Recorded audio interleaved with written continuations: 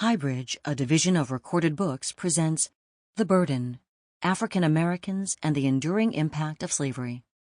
Edited by Rochelle Riley. Foreword by Nikole Hannah-Jones. Read by Allyson Johnson. Foreword. Nikole Hannah-Jones. One can learn about a nation as much by what it remembers as by what it forgets. The ruling class carefully constructs a narrative that becomes the national memory, a glorification of a people and a land. And in America, the heart of that narrative has always been our exceptionalism, our birthright as a nation born of the quest for freedom, a nation that has existed as a beacon for oppressed, liberty-seeking people everywhere. And then there's us, the dark race that casts the dark shadow on this magnificent narrative. How do we deal with the fact that our nation's greatness was built, quite literally, on the backs of the enslaved?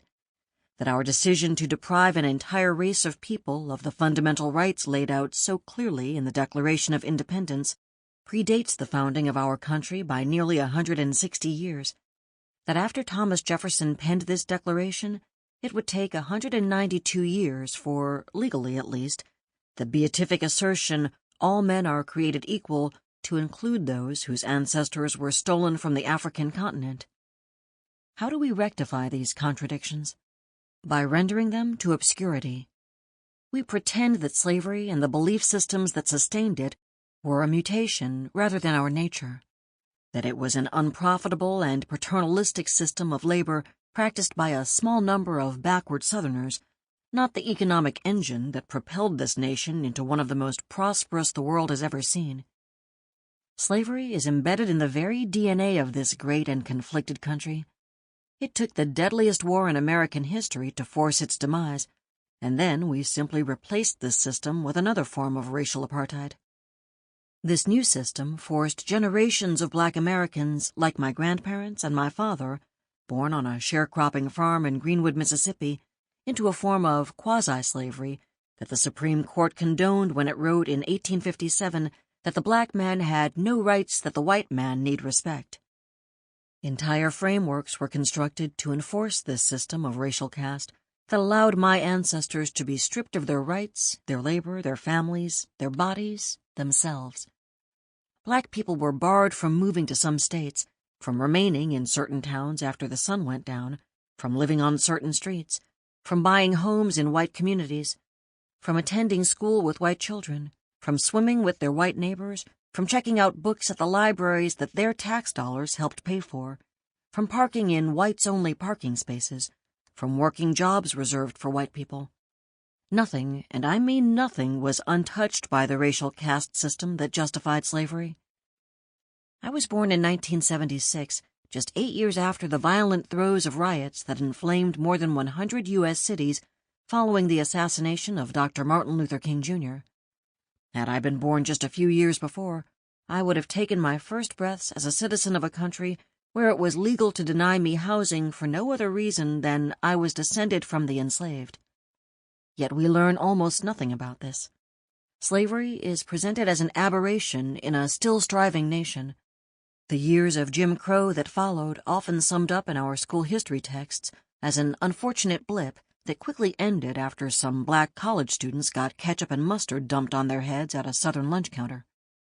We choose to forget that slavery was a national scourge, that northern states also allowed slavery, that the entire nation profited from it.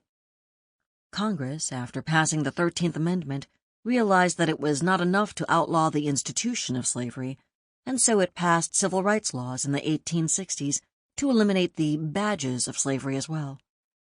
100 years later, in ruling against a white community that prohibited black residents from moving in, the Supreme Court ruled that the 13th Amendment had clothed Congress with power to pass all laws necessary and proper for abolishing all badges and incidents of slavery in the United States, and that it empowered Congress to eradicate the last vestiges and incidents of a society half slave and half free. The badge of slavery wasn't our skin. It was the conditions created to demean, degrade, exploit, and control those with our skin. We have never rid ourselves of those badges, not in the 1860s, not in the 1960s, not now. We remain a nation of full citizens and part citizens, and our original sin remains the thing for which we, the people the sin was visited upon, can never be forgiven. Our very presence here reminds this great nation of all that we are not. And now, despite the fact that Black Americans remain at the bottom of every indicator of well-being in this country, from wealth to poverty to health to infant mortality to graduation rates to incarceration, we want to pretend that this current reality has nothing to do with the racial caste system that was legally enforced for most of the time the United States of America has existed. The election of Barack Obama was the exception, the election of Donald Trump the correction. And this uncomfortable truth drives the urgency for this book. We must face this history, our heritage, if we do not want to be lassoed to the past. James Baldwin said, "Not everything that is faced can be changed, but nothing can be changed until it is faced." This book, with its unflinching truths and its damning prose, forces us to face the enduring legacy of slavery, and to face it now. This book will not fix what needs to be fixed, but it is a necessary step forward, a demand that the journey begin. Introduction. Rochelle Riley. I will not shut up about slavery. It is not a distant memory that African Americans should get over, relegate to dust like the millions of Africans who did not survive it. It is not something that began and ended like a beating or a trial.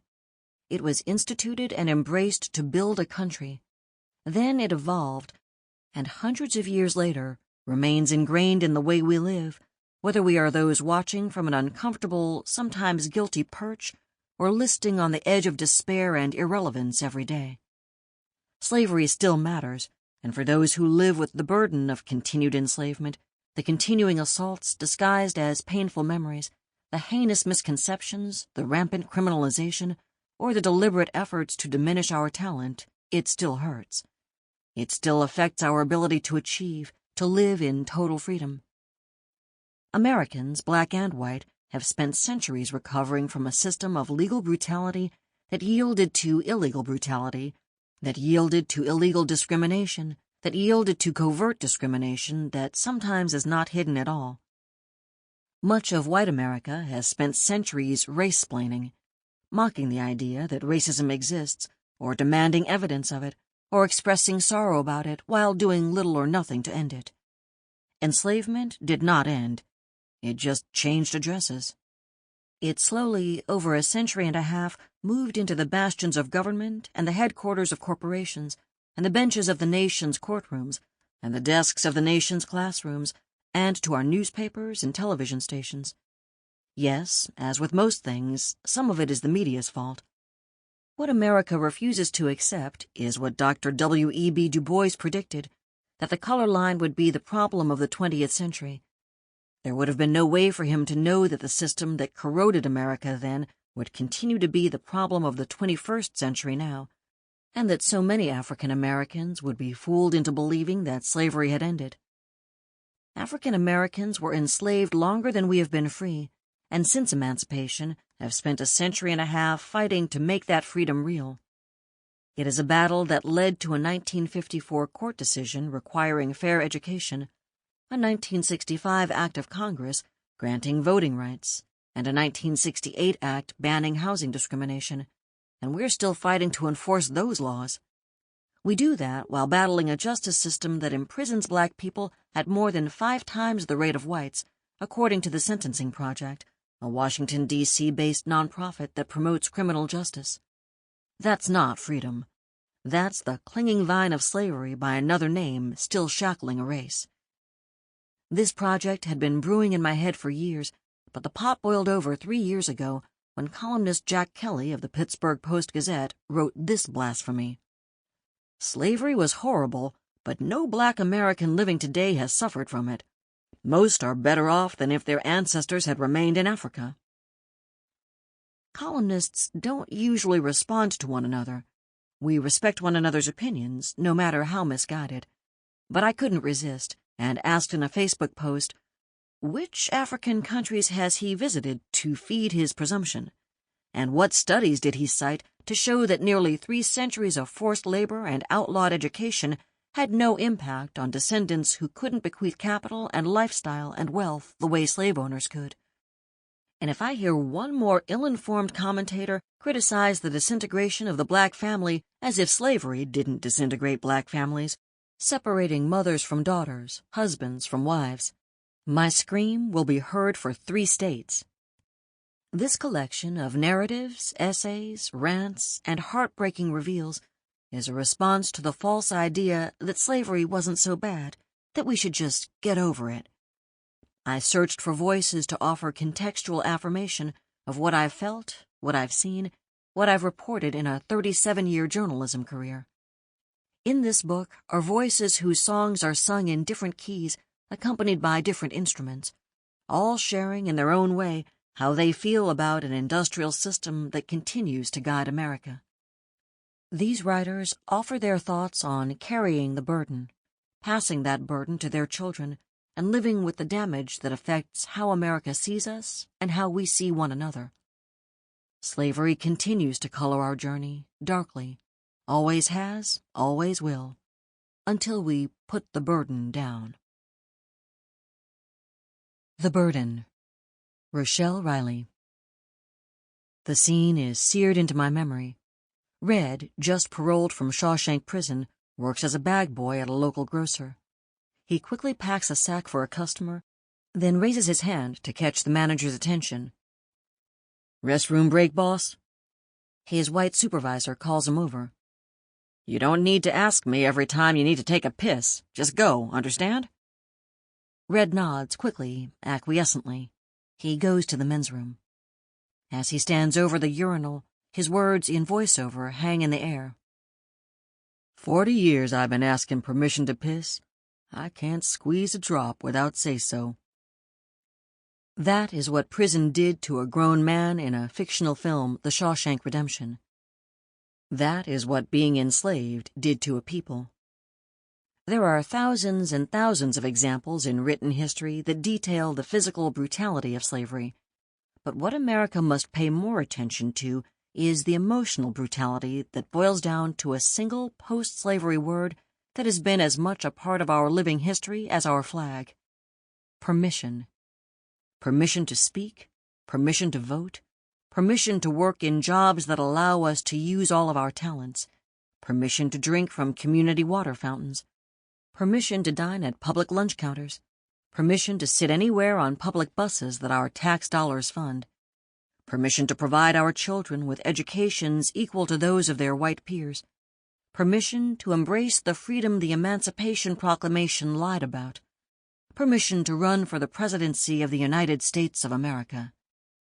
We, African Americans in the United States, have spent a century and a half seeking permission, hiding our lights under bushels, accepting less than we deserve because we've been trained to believe we don't deserve more. It is time to put that burden down. Slavery is not a relic to be buried, but a wound that has not been allowed to heal. You cannot heal what you do not treat. You cannot treat what you do not see as a problem. And America continues to look the other way, to ask African Americans to turn the other cheek, to suppress our joy, to downplay our achievements, to accept that we are supposed to go only as far as we are allowed. For more than 2 decades as a newspaper columnist, every time I write a positive, life-affirming column about the success of a black person, I expect the email, letter, or phone call, and it always comes. "Why do you write so much about black people?" he, she, they ask. And I always answer, "Well, sir, or ma'am, the first thing you must remember is, I'm black. The second is, I am keenly aware of what I write, and after counting the number of columns I've written specifically about black people or issues, I have determined that it's about 35% of all my columns. So, 2 things are true. I need to write more about black issues, and I need to write more about black people. But," I typically continue, "here's my question. Why are you so bothered that I write about black people?" The answers are as varied as the levels of prejudice. One said, "We can never move on if you keep pointing out differences." Another said, "You're too talented to do that." Still another said, "Just stop." Just stop. Apparently, he had not given me permission. Why talk about slavery? Why talk about race? Why not move on? The answer is simple. There is no moving on when it is so hard for African Americans to move. The Civil War wasn't just between the states. It was between the past and future, between black and white. It is the longest domestic war in American history, and it is not over. It just devolved into skirmishes, legal, brutal, emotional, sometimes behind closed doors battles. It became the looser enslavement we endure now. The sad thing is, we believe that we are free. We believed the hype. We believed the dream. But every day we are reminded of that past, whether by politicians trying to diminish voting rights or by having to America-splain black history to the masses. When America celebrated the 70th anniversary of Jackie Robinson's desegregating modern Major League Baseball, the quote that circulated on Twitter wasn't about his joy at joining a white team. It was this one from his 1972 autobiography, I Never Had It Made. There I was, the black grandson of a slave, the son of a black sharecropper, part of a historic occasion, a symbolic hero to my people. The air was sparkling. The sunlight was warm. The band struck up the national anthem. The flag billowed in the wind. It should have been a glorious moment for me, as the stirring words of the national anthem poured from the stands. Perhaps it was, but then again, perhaps the anthem could be called the theme song for a drama called The Noble Experiment. Today, as I look back on that opening game of my first World Series, I must tell you that it was Mr. Rickey's drama and that I was only a principal actor. As I write this 20 years later, I cannot stand and sing the anthem. I cannot salute the flag. I know that I am a black man in a white world. In 1972, in 1947, at my birth in 1919, I know that I never had it made. African Americans have been moving targets, moving but not allowed to move too far for a century and a half, confronted with racism, sometimes beneath the surface, sometimes in our faces, but all the time, anytime, even when we least expect it. It was explained brilliantly in a scene from Shonda Rhimes' ABC television show Grey's Anatomy, when Maggie, a black doctor, tells a white colleague Amelia how it feels. Well, it's not an issue for you, and it's not all of a sudden. I mean, okay, it's not Mississippi burning or anything, but it is all over. It's when people assume I'm a nurse, or when I go to get on an airplane with my first-class ticket and they tell me that they're not boarding coach yet. It's like a low buzz in the background, and sometimes you don't even notice it, and sometimes it's loud and annoying, and sometimes it can get dangerous, and sometimes it is ridiculous, like right now. For nearly 250 years, we could do nothing but suffer. For more than 150 years since, under that low buzz that sometimes rises, we have been seeking permission to stop suffering. We have been asking permission to seek joy from the very people whose ancestors enslaved ours and who need African Americans to be inferior to ensure their assumed racial superiority. Nazi leader Adolf Hitler's folly was that his hubris and hate were so public. So sure was he of his righteousness that he paraded his bigotry and efforts to create a superior race. He didn't realize he was going to hell until he killed himself in a bunker in April 1945, and maybe not even then. Racists have existed for centuries. We tolerate them, endure them, watch the ebb and flow of their efforts, which have been made easier by our government, our education system, our elected leaders' cowardice. Through the years, we black Americans have watched our culture appropriated and desegregation attempted on the backs of our children. We watched the federal government explicitly participate in housing segregation. In an interview with NPR's Terry Gross, Richard Rothstein, author of The Color of Law, detailed how the Federal Housing Administration ensured segregation by engaging in redlining, refusing to insure mortgages in and near African American neighborhoods.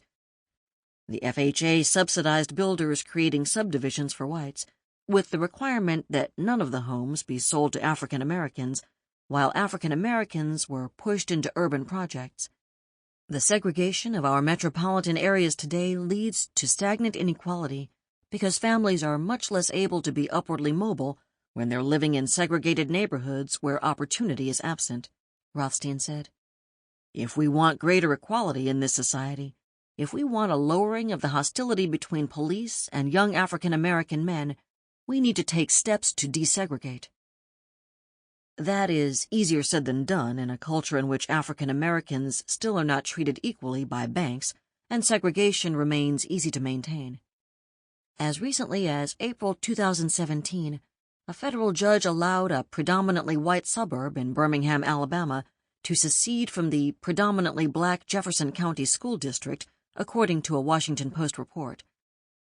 District Judge Madeline Haikala admitted that racial motives assail the dignity of black schoolchildren, and that the community of Gardendale could not prove that their actions wouldn't hinder desegregation in Jefferson County.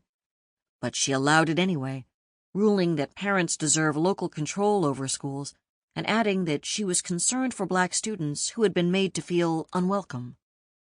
Right. My awareness of the low buzz and the level of anger I felt at my own lost history came in a conversation with my grandfather in 1988. I am not quite sure of the exact place or exact date of my birth, but at any rate, I suspect I must have been born somewhere and at some time. Booker T. Washington. I was a reporter at the Washington Post. I was visiting our family home in Tarboro, North Carolina for the weekend, and I had finally decided to ask my grandfather about his past. We grew up learning to not ask, learning to not push too far. My grandfather, Benny Pitt, was a man of few words, most of them gruff. But he was a good husband and father to his 2 daughters and his youngest daughter's 3 children, whom he and his wife, my grandmother, Loney Hilliard Pitt, raised. He was a frightening man to his grandchildren, my friends, and most of our neighbors, who all cowered a little in his presence. I often wondered whether his persona, built from years of gruffness, was a way to claim the power and respect he should have had just by being an American man, but was denied because he was an African American man. The stature he demanded was affirmed every day when I heard people address him on the street by his surname, sometimes by his full name. "Morning, Mr. Pitt." "Hey, Mr. Benny Pitt." It was affirmed further by his refusing to call people by their given names. He called every man and boy Charlie. "Hey, Charlie," he'd shout to Mr. Davis across the street, whose first name was Alexander. And all of them, every one, would answer, "Hey, Mr. Pitt." That sunny afternoon, as we sat on the porch of my growing-up house, and I asked him about the ancestors, I could sense his impatience within minutes. We traveled back generation by generation, from him to his father Nathaniel, to his grandfather Ad, to his great-grandfather Balaam. He always stopped at Balaam, either because that was as far as he knew or because that was as far as he dared go. He gave me the name, but not the circumstances. He refused to talk much about growing up in the bend of the river, the Tar River, in eastern North Carolina. But I was a reporter. I was undaunted. I drove an hour and a half to Raleigh, our state capital, to review census records and birth and death certificates. I found Balaam in death, but that whetted my appetite to know more. I wanted to find him in life. I finally did, in the property tax records of an Edgecombe County lawyer named Pitt. I found the death certificate of his wife Jane, but could find no more. I resigned myself to knowing I'd never learn how tall she was, the color of her skin, or the size of her smile. Every discovery in my search for my family's history led to a heartache I can explain only by reminding people why it was such a big deal that the author Alex Haley searched for and found the roots of his own family tree in a village in Gambia, to know that there was a beginning somewhere. I carry that quietly, a sack of hurt, a bundle of unsatisfied curiosity that never goes away.